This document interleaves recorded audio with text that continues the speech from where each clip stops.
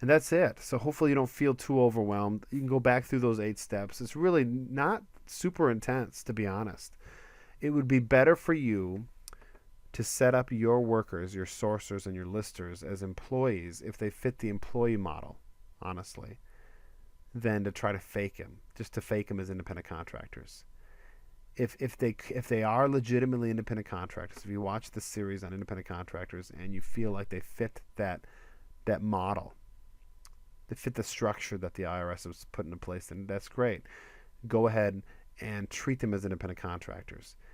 But if you feel in your heart, if your conscience is condemning you a bit, and you know, okay, I'm treating them like an employee, and they are more like an employee, then you may just want to go through these 8 steps and set them up as an employee and treat them as an employee. Because it'd be better to do the honest thing than to try to squeak by dishonestly. Because I think the government will catch you. In fact, there's 4 agencies that are very interested in collecting the taxes that they can collect from employees and employer relationships that aren't there for independent contracting relationships. So just keep that in mind. I mean, overall, when I first went through these things, I just felt like the United States government was in opposition to new businesses because, when you're young, when you're a new business and you're thinking about hiring your first employee, you typically don't have like hundreds of thousands of dollars, in built up cash. I mean, it's usually you're taking a risk. You're taking that first very important decisive step in expanding and growing and scaling your business. And honestly, you probably don't have all the time in the world to be studying these regulations or hiring somebody to help you through them. You definitely don't have like an HR department or a legal team. It's probably just you, or maybe you and your spouse. So it is kind of frustrating that these regulations are in place, but it is what it is. So bringing you through those 8 steps, hopefully will kind of give you an idea of what is going to be required of you if you decide to hire an employee. So according to entrepreneur.com, this is what they say you should do before you hire your first employee and before your employee works their first hour. And this is just information you should collect. Again, not rocket science, not brain surgery. There's plenty of easy information to collect here. They want you to collect the employee's full name, social security number, mailing address, zip code, birth date, gender, occupation, and then just some general information about when they're going to work, like just kind of outlining what their schedule is going to look like. You need to be clear about when the employee is going to be paid, bi-weekly, weekly, monthly, and so on, what their hourly rate is, what overtime earnings might look like. You talk about deductions that you're going to be taking from the employee's wages, total wages paid per period, and date of payment. So just a lot of general information that's helpful for you to have collected, and also helpful for you to share with your prospective employee. And here are all the paperwork and documents you'll need to shell out in the beginning.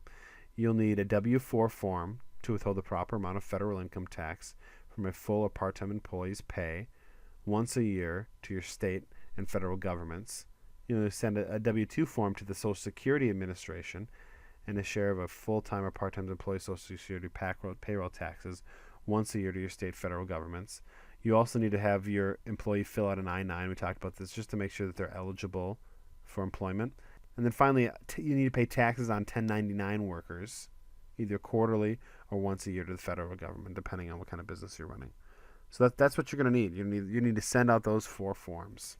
And in addition to that, those same exact forms are going to need to be submitted to your state Department of Labor or Taxation. You also need proof of workers' comp insurance, so we talked about that, and state and federal unemployment taxes need to be collected and paid. So when is it a good time to hire an employee? And so according to Inc. magazine, which is another credible entrepreneurial source for information, they say that you should ask these 3 questions to determine whether or not now is the right time for you to hire somebody to work for your business. Number 1, are you turning down work? Number 2, have you identified a possible new revenue stream? And number 3, are you receiving complaints? Because these could be all 3 very good reasons why you should hire somebody. So are you turning down work? Do you feel like the sources of inventory out there for books are greater than you can manage on your own? And if the answer is yes, then that could mean that you are in a great position to hire some help.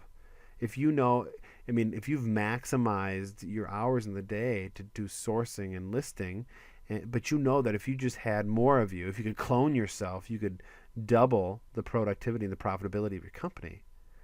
You could be in a great position to hire somebody, pay them an hourly wage, or pay them a salary, however you want to structure your compensation plan, and then you could make more money as a business, as an operation. And more importantly, you can open up your business to give you the lifestyle and the financial freedom that you might be desiring. I mean, for me, we hired somebody, we brought them on board to help with the business, but eventually we just let them take it over, and we sort of stepped out of the day-to-day processes. And we're making really good profits, and at the same time we're doing less work. We're actually doing none of the sourcing and none of the shipping and listing, which has been such a blessing to us. And so if you're wired that same way, it might be a good, and you have the source of inventory there available, it might be a good time for you to consider hiring some help. Have you identified a possible new revenue stream? And so when it comes to book selling, I know there's a lot of people that have signed up for this course that are already selling online. Maybe they're doing retail arbitrage or wholesale or private label. I mean, I talk to people all the time, but they're thinking about coming back to books because they know the profitability is there, and that's why they purchase the course, and that's why they're on board. And that could be why you're listening. And if that's the case, maybe the new revenue stream that Inc. Magazine is talking about is used book selling. And so the question is it a possible new revenue stream that could earn you and your business a lot of money? And if the answer is yes, which I believe it is, that could be a good reason for you to hire an employee. And finally, you're receiving complaints, and this just boils down to your company's not running efficiently enough. Customer questions and issues aren't being addressed. It could be a good time for you to hire somebody to handle those issues or handle other parts of the business so that you can focus on customers. So just to kind of circle back around, and the IRS's definition of an employee is anyone who performs services for you is your employee if you can control what will be done and how it will be done. This is so even when you give the employee freedom of action. What matters is that you have the right to control the details of how the services are performed. So if you're not sure whether or not you have an employee or an independent contractor on your hands, just ask this question. And because there's no cut and dry, rule about an employee, there's no like specific criteria you can run an individual through to determine whether or not they're an employee or an independent contractor. There is some ambiguity there, but if you ask this question honestly, it's going to help you determine whether you have an employee or an independent contractor. If you don't have either yet, then making sure you set up the people that you want to work for your business in a particular way is going to determine whether you're setting up employees or independent contractors or other. So just keep this in mind. This is what the IRS determines or considers to be an employee, and that's going to hopefully help you make some decisions on how you structure your business. So in conclusion, I hope that now you understand the basics, that you're armed with the knowledge that it's going to help you make some informed decisions. Again, I just would encourage and implore you to seek professional advice. These are just my opinions. There are tax professionals and lawyers and CPAs out there that have tons of great information that would be happy to share with you. I know it's going to probably cost you some money and some consultations, but it'd be totally worth it for your business. So hopefully this video series has helped you understand what an employee is according to the IRS and the steps that you need to take to set up your first employee. Thanks for watching the video, and we'll catch you next time.